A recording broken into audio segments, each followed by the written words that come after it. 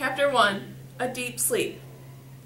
Max Ernest arrived at the hospital exactly at 7:59 p.m. A nurse waves cheerily behind the front desk. "Hi, Max Ernest, just in time as usual. Visiting hours end at 8. If he got there any later, he wouldn't be let in since he wasn't part of the patient's family. At least not the way the hospital defined it." Max Ernest waved back half-heartedly. "Come on, honey, let's see you turn that frown upside down. Don't forget." The nurse pointed over her shoulder to a poster of a puppy wearing a red clown nose. "Laughter is the best medicine." Max Ernest gritted his teeth and forced himself to smile. "That doesn't make any sense," he almost said. "How can laughter always be the best medicine? What if the medicine that would save your life is penicillin? Wouldn't that be the best? And what if you had a broken rib, or lung cancer, or asthma? Laughter would make it worse, not better." Whose laughter are we talking about anyways? Your own or somebody else's? What if somebody is laughing at you instead of with you? Is that still medicine, then? How about that? This was a decision that Max Ernest, who'd always wanted to be laughed with, but who was far more often laughed at, was only too afraid of. Oh, and by the way, dogs don't laugh. Some scientists think that gorillas and chimpanzees laugh, but not dogs, not even puppies with clown noses.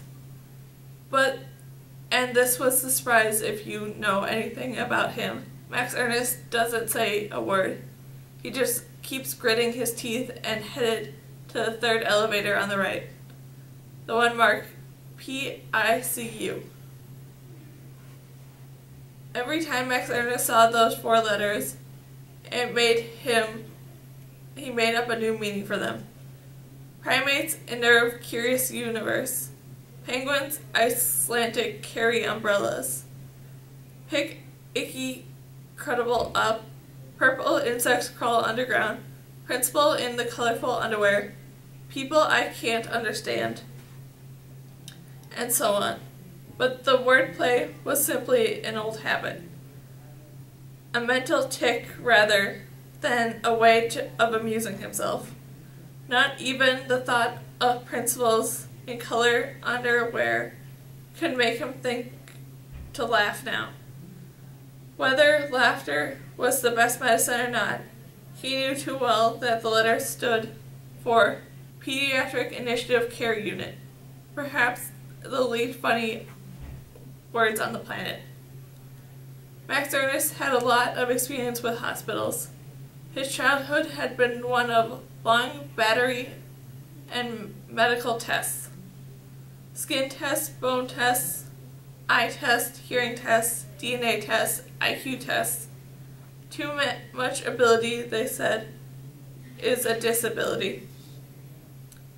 Roshire tests, psychological evaluations, neurological evaluations, cardiological evaluations, x-rays, CAT scans.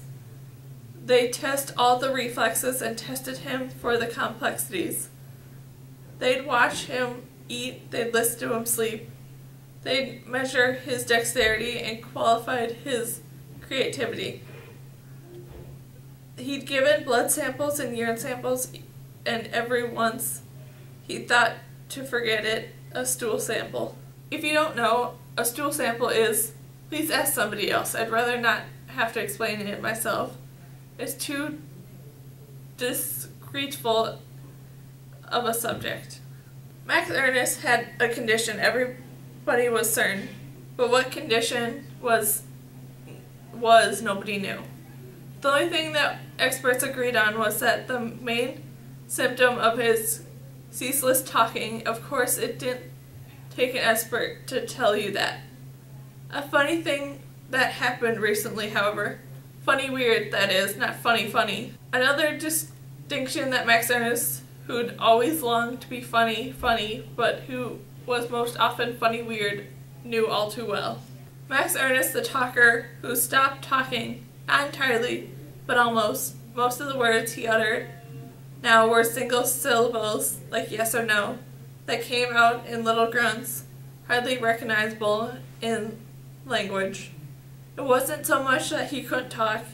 There were still plenty of words in his head, and he could still push out air in his lungs and move his lips and tongue. It was just the talking had become a tremendous effort, even more of an effort than it used to be for him not to talk. Words used to come out of his mouth in a non-stop torrent.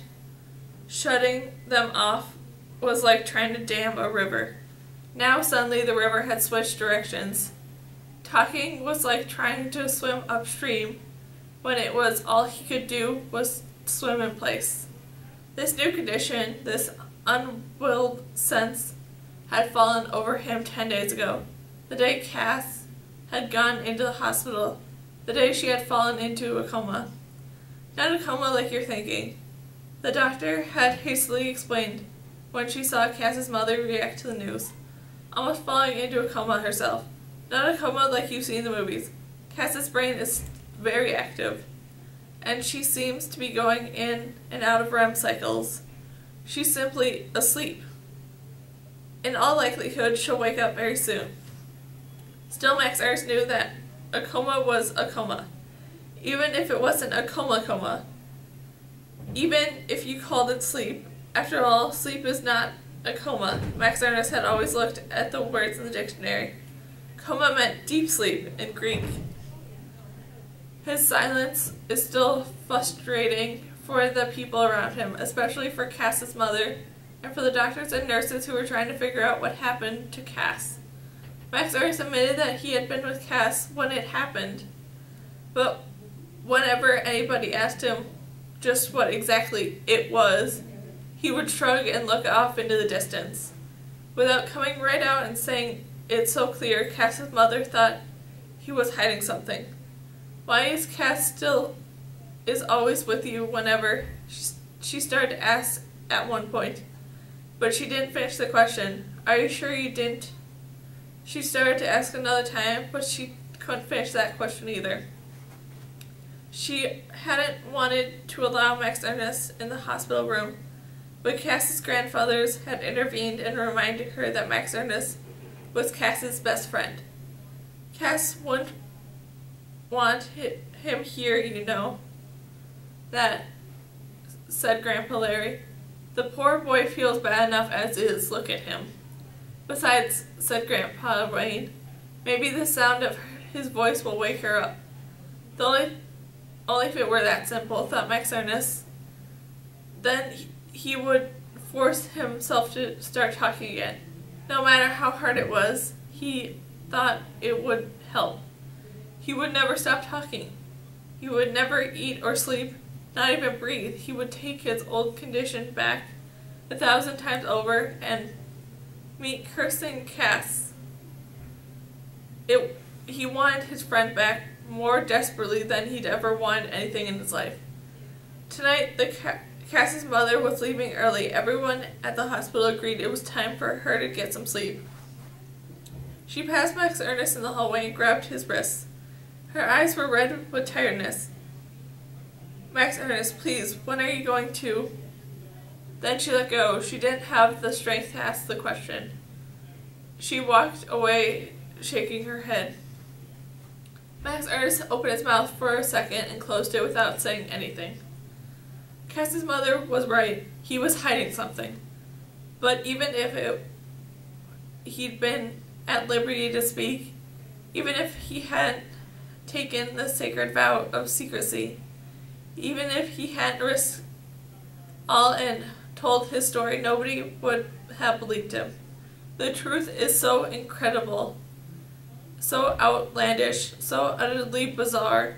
He would be branded a liar, so delusional at best. So, what's the point? It is better not to say anything at all. There was a vending machine next to Cass's room.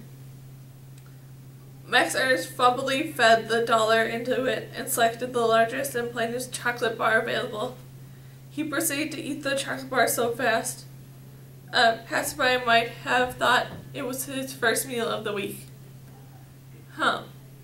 As he ate and made a particular sound, part of him, part groaned, and part made only made when he was eating chocolate.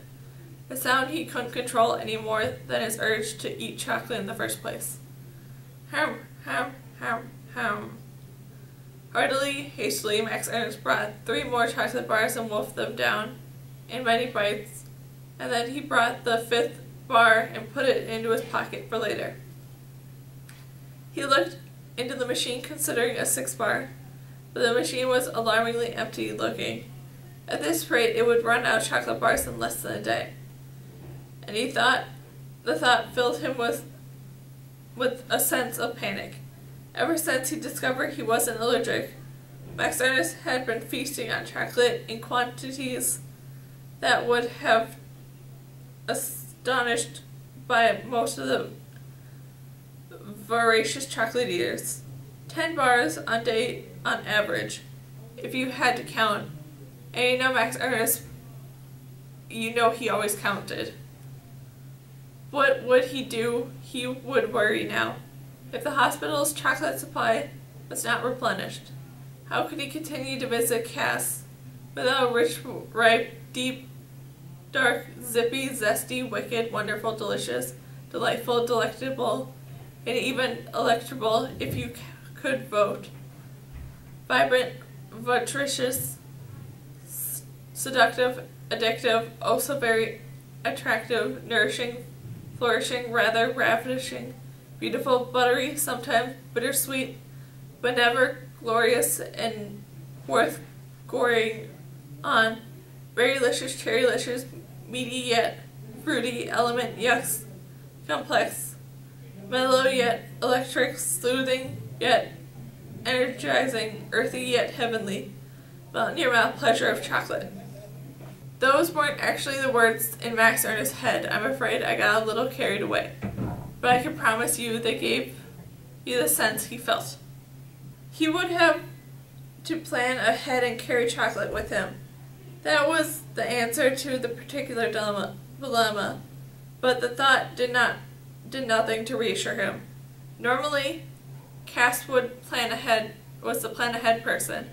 Whenever they went on missions for a secret organization, the Trace Society, Max Ernst could count on Cass to pack her favorite super chips, trail mix, in a container, and contained the proportion of chocolate chips so generous that the trail mix inevitably melted into a bag of chocolate crumbly. Alas, he had never tasted trail mix because he was supposed to be allergic.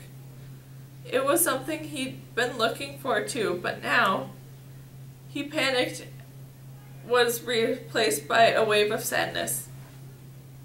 Would his survival friend survive? Cass had spent her entire life preparing for a disaster of one kind or another. Earthquakes, hurricanes, tornadoes, not to mention the extinction level event. Giant meteors, global warming, nuclear war, and here she was, done in by such a plating thing. A mere truffle, indeed a mere truffle. She had trained all those years for a toxic sludge, or a scumber of toxic fudge. Again, I must apologize for putting words in Max Ernst's head, for the waxing poetical, rather a philosophical in such serious time. It's just that chocolate makes me want to rhyme. Get it? Time? Rhyme? Oh, never mind. Yes, chocolate was the culprit. Cass's doctor had not been particularly surprised to find traces of chocolate in Cass's stomach. She was a kid, after all, and had quick dismissed it as a possible cause of her condition. Chocolate allergies were very rare, they said, and they hardly had included such severe reactions. Max Ernst could assess it to the last point. His allergy, at any rate, had turned to be phantomous.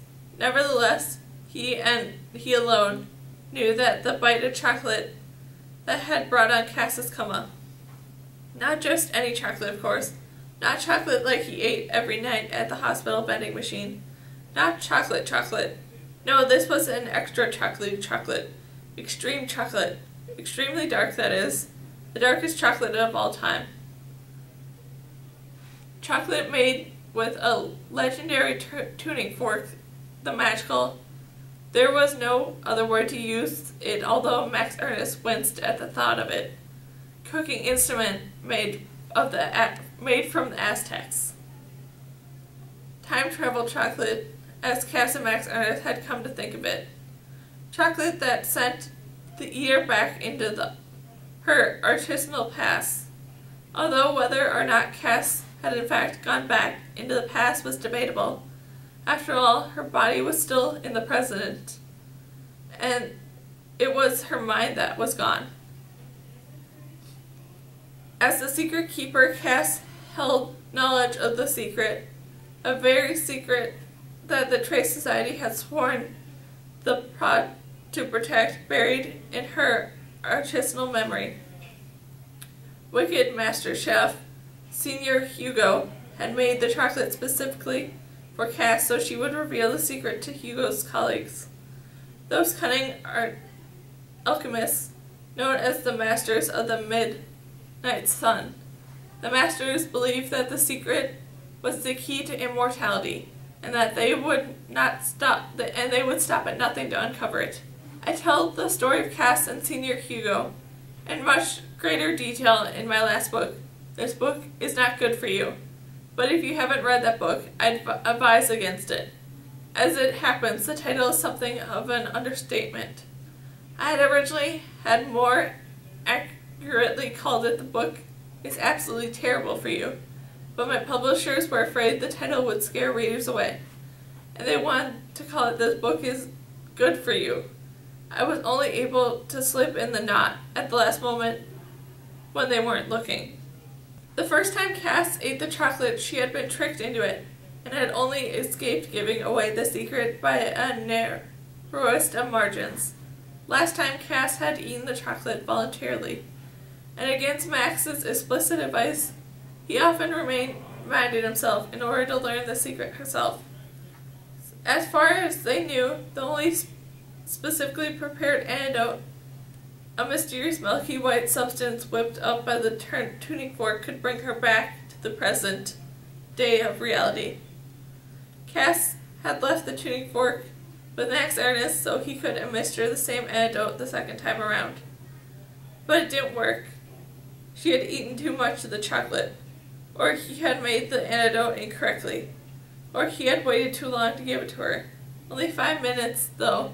It seemed like 5 hours, or Max Ernest could have think of a dozen things that might have gone wrong. Before he could try again, Cass's mother had unexpectedly arrived at Max Ernest's house to pick up Cass. As soon as she saw Cass lying unconscious on the floor, she called the ambulance, and she barely left her daughter's side since. Max Ernest never had another chance to be alone with Cass. Tonight was different. Tonight Max Ernest was determined to give her the antidote once more. Not for the first time since Cass's collapse. He wished there was a friend to follow. Trace member Yo-Yoji were there to help, but Yo-Yoji was back in Japan for 2 months with his family. Yo-Yoji had tried to persuade his parents to let him stay with Max Ernest, but of course he wasn't able to tell them the real reason he didn't want to leave the country. Any mention of the Trace Society was strictly forbidden. They'd email each other from time to time in encrypting messages. Naturally, there was usual keyword code, hint keyword for part of Yo-Yoji's band name. But the emails were only made Max Ernest feel more isolated. The last one from Yo-Yoji had been particularly discouraging. In case you don't remember the first word of Yo-Yoji's band name, it does appear later in this book, or in the case you're lazy type, the decoded email it includes in the appendix. As for how to decode the keyword generously, You'll find the instructions at the end of my first book. And if you don't know what that book is called, well, you're not alone. The email goes as followed. It was up to Max Ernst to do the job alone. For the moment after he entered Cass's room, Max Ernst just stared at the tubes going in and out of her, at the jagged green line in the monitor measured her heart rate, eyes closed, lips still. Her face was so expressionless she could have been anyone. One of the big pointy ears were inexplicably Cass's. They twitched every once in a while as if reassuring Max Ernst that yes, in fact, this was his friend lying in front of him. "Hi, Cass," he said, speaking with such an effort that his voice came out. Monostylic speaks. "It's me, I'm here." He exhaled and revealed that the talking part was over. He pulled out the ancient two-pronged instrument, the tuning fork, out of his jacket pocket and located the pitcher of water and went to work. His absorbent in his task, Max Ernst didn't notice his friend's lips forming the words "ghost" again and again and again and again and again.